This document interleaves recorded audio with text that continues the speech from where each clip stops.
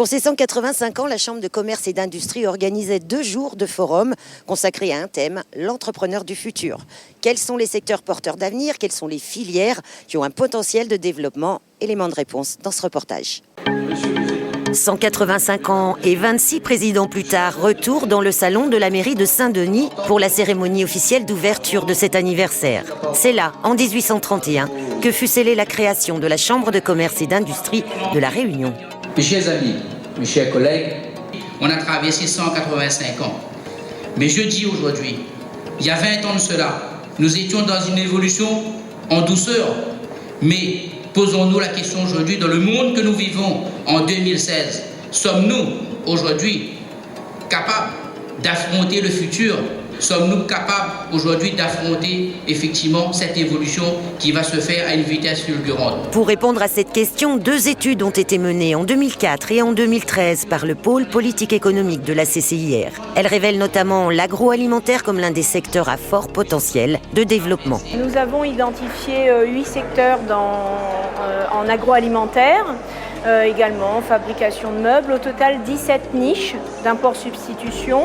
Alors c'est très varié, ça peut être les légumes surgelés, le saucisson de montagne, les dentifrices plantes à parfum.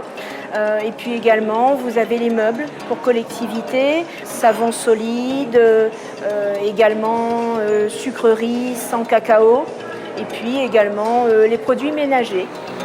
Il y a 4 conférences. Il y a correspondant de sécurité en salle D. Pour aider les entrepreneurs, 24 ateliers étaient proposés sur 2 jours de forum. De nombreux chefs d'entreprise y participaient, chacun à la recherche d'informations précises sur son secteur. Je suis fabricant local de chauffe-eau solaire, une entreprise qui s'appelle DAC Industrie. Ce que je viens chercher au forum, il y a eu 2 participations. Une première sur tout ce qui est environnement douanier à l'import et à l'export, parce qu'on commence à faire un petit peu d'export. Et la deuxième partie, c'est en fait tout ce qui a trait à l'éco-construction, parce que dans le cadre du chauffe-eau solaire, on est dans le cadre de l'éco-construction, et d'avoir un peu plus de renseignements par rapport à ces différents sujets. Mon activité à la base, c'est de l'informatique, vente, commerce informatique. En 2008, avec la crise, j'ai arrêté. Et j'étais obligé de fermer le magasin et trouver un débouché. Et le débouché, maintenant, c'est la collecte des cartouches d'encre usagées. Alors les freins actuellement, ici, c'est beaucoup le stockage, les locaux. On a beaucoup de mal à trouver des locaux qui soient adaptés. On a souvent des grands hangars de 1000-3000 m², mais on n'a pas des structures adaptées. Par exemple, moi, pour mon activité, jusqu'à 200 m², ça suffit. Et c'est très difficile à trouver. Très, très difficile. Donc il y a déjà ça, parce que c'est un problème de logistique, en fait. Et puis, il y a l'insularité, l'export bateau, etc. Donc il faut mettre dans des containers. Les containers, le dernier container que j'ai envoyé, pour information, il a mis 90 jours, par exemple. Donc c'est énorme. C'est énorme, 90 jours. Aider au développement des infrastructures ou encore à la compréhension de la réglementation, comme la nouvelle loi Macron, les missions de la CCIR sont nombreuses. Elles doivent couvrir les 3 grands secteurs d'activité que sont le commerce, l'industrie et les services.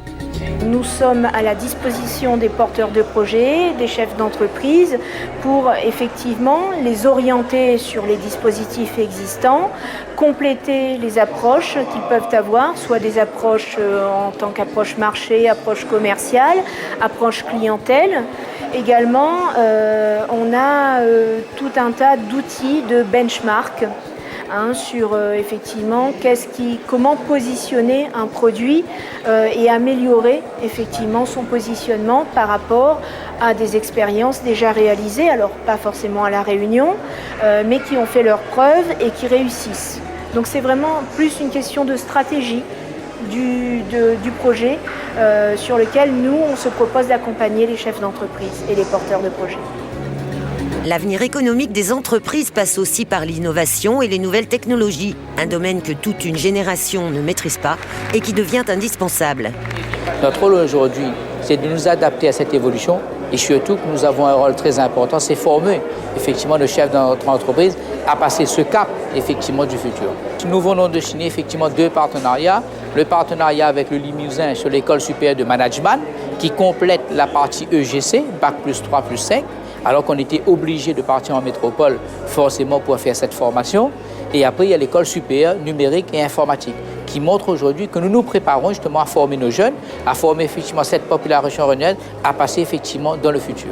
Un futur sur lequel la CCIR veut porter un regard positif en s'appuyant sur une enquête d'opinion menée par l'IEDOM auprès d'un panel de chefs d'entreprise, enquête selon laquelle l'année 2015 fait apparaître une légère embellie économique.